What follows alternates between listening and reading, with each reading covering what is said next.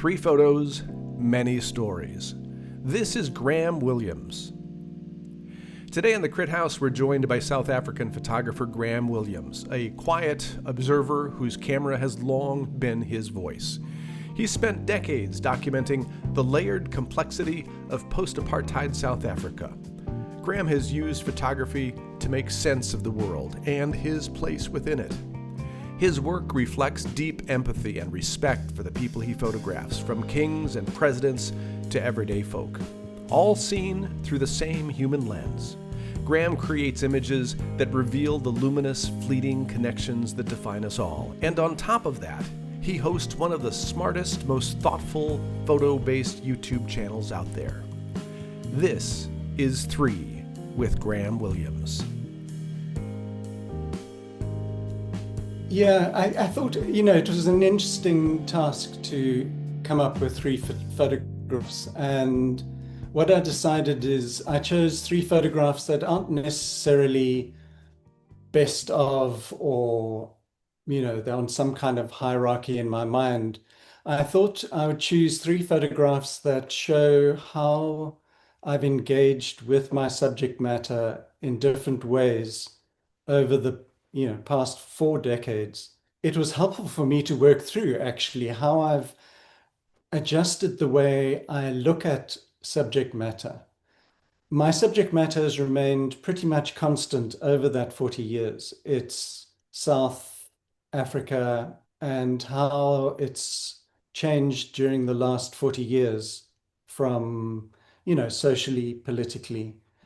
I thought, even though if you maintain the same subject for that period of time, for me it was important to change my aesthetic and use aesthetic or style of an essay as a tool to say, okay, I'm now looking at this particular aspect.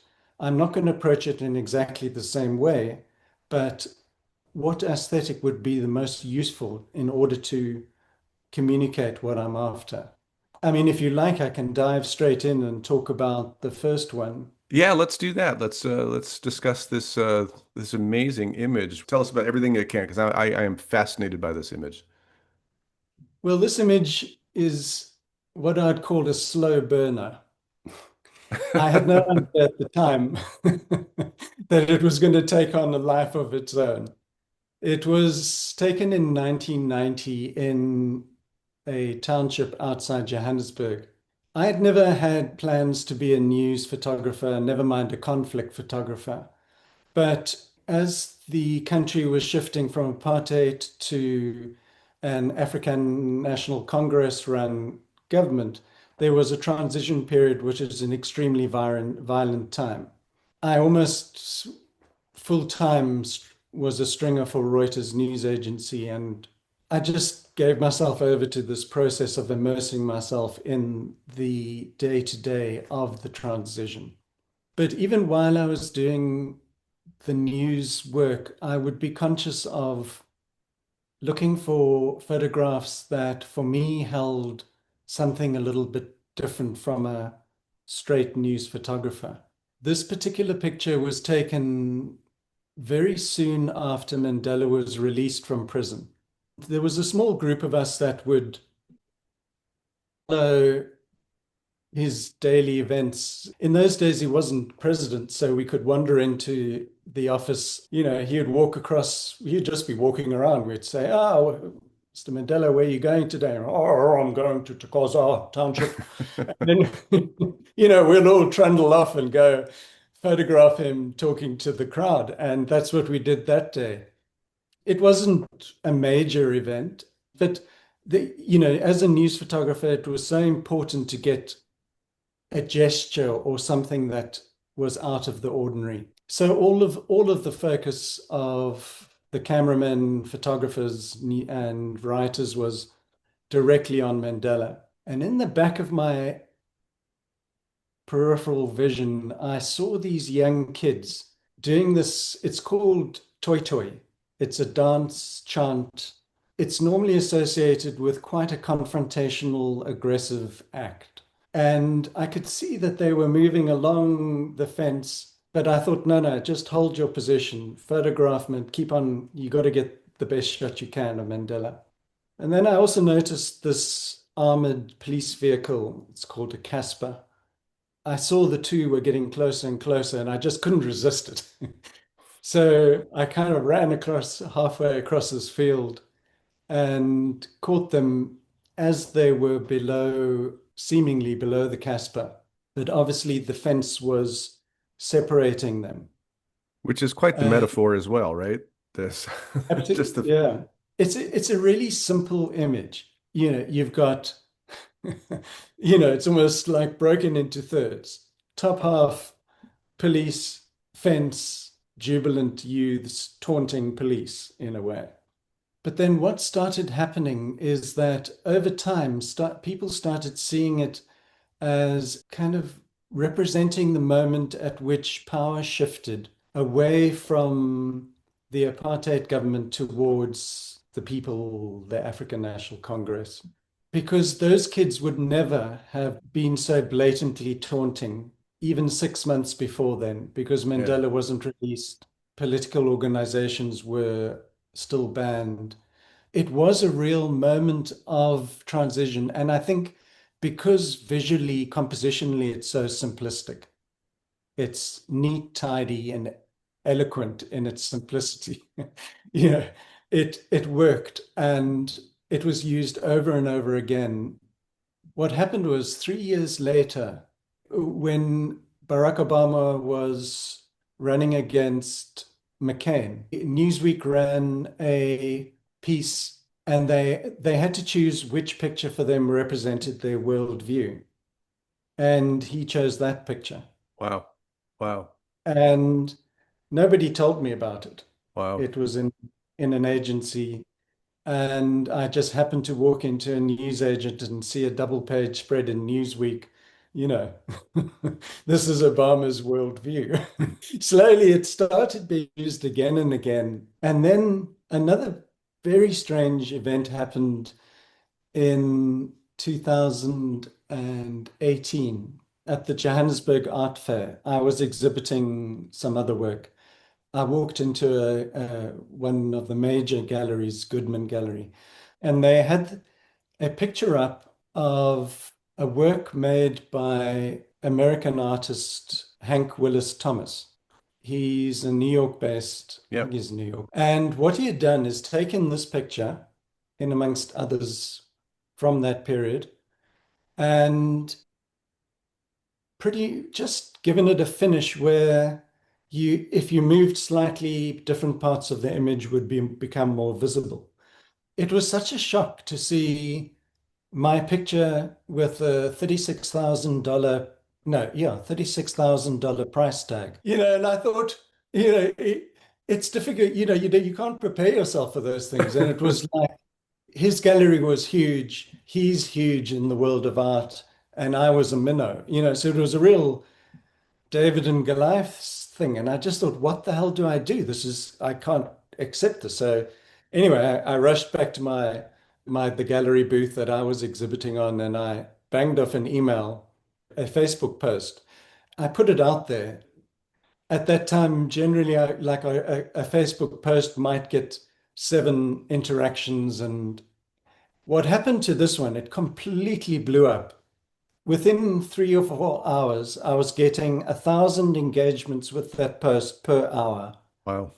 Then The Guardian wrote an article, then Al Jazeera did a story, and the pressure on Hank Willis Thomas, became greater and greater. Anyway, that's a long story, but what happened in the end?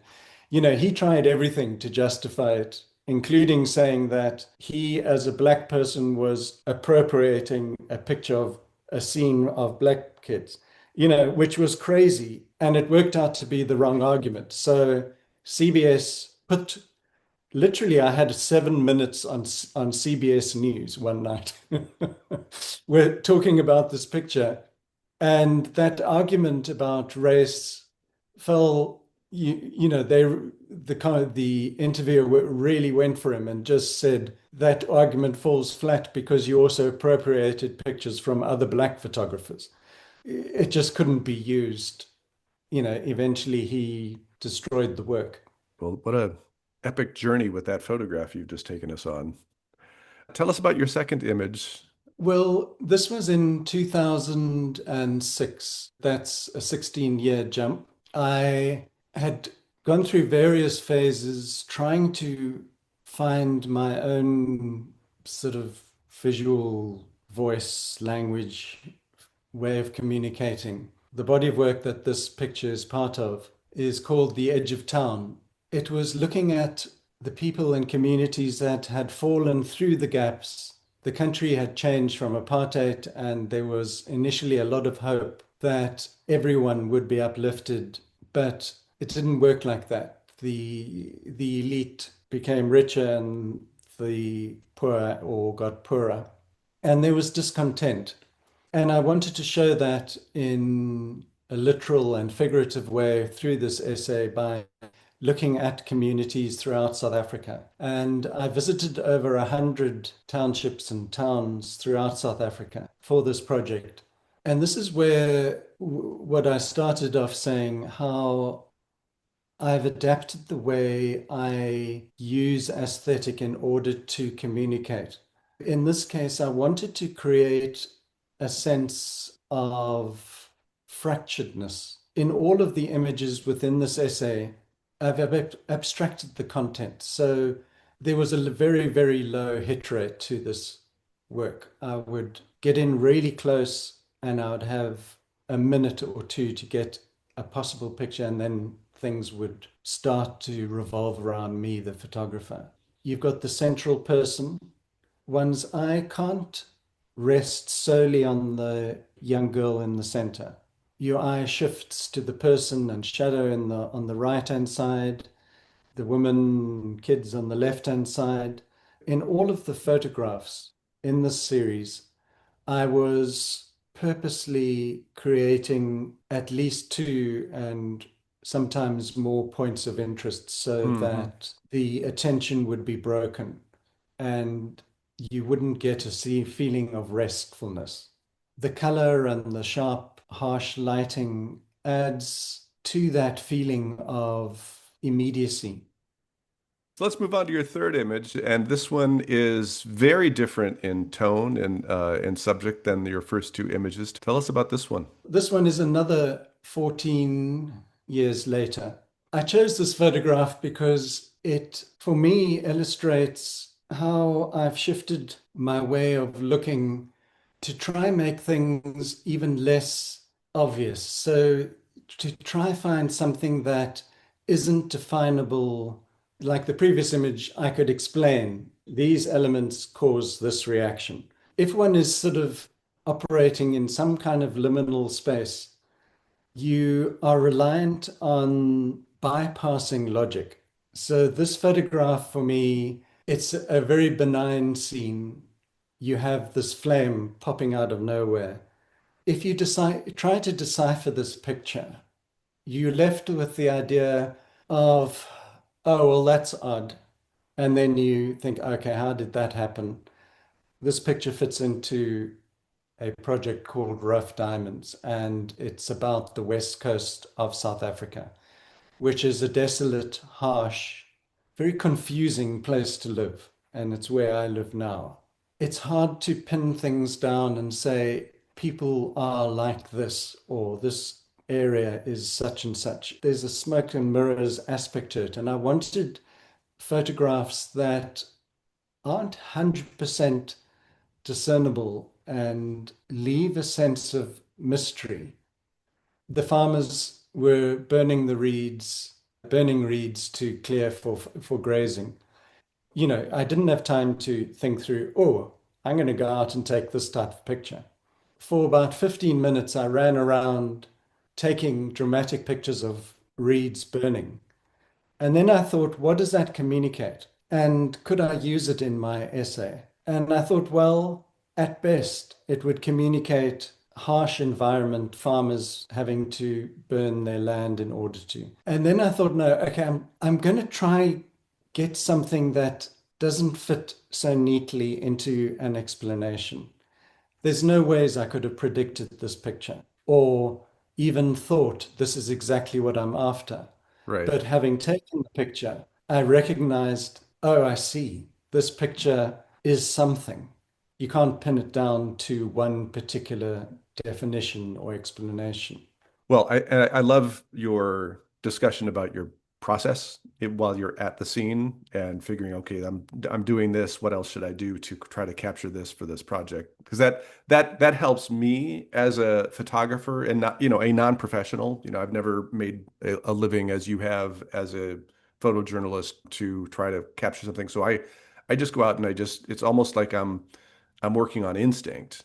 And one of the things that I need to do is to sit back and actually think, what am I doing? Which sounds like, that's what you did and said, okay, is this doing what I'm trying to accomplish in this particular place? Because I just kind of zone out and, move about my process. Two things on that. The first is the idea of professional and non-professional for me is really no, so many professionals take incredibly boring photographs. All of the work, almost all of the work that I feel really good about is personal work, which fits into the non-professional category. The second is what you were saying about slowing. For me, it's a stop-start type thing. You've got to give yourself loads of room just to go for it.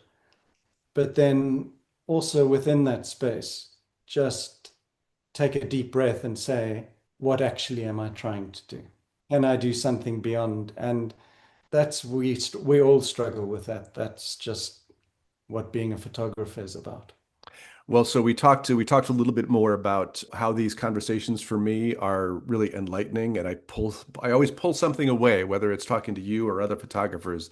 So far in the course of our discussion as a photographer, that's the piece that I think I'm gonna pull away from this is that when I'm out working wherever I am, I sometimes need to stop and say, is this what I should be doing? And look around, look behind me and sort of think more about that process.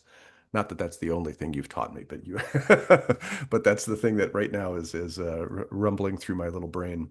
Well, Graeme Williams, what a pleasure to talk to you and see the work that you have been doing over the last number of decades. And again, let me repeat, your channel is lovely and informative and thoughtful and educational. So thank you for doing that. And thank you for the work you've done as a photographer over the years as well. Brilliant. No, well, it's been really nice to chat and thank you. Absolutely. And thank you all for watching The Crit House.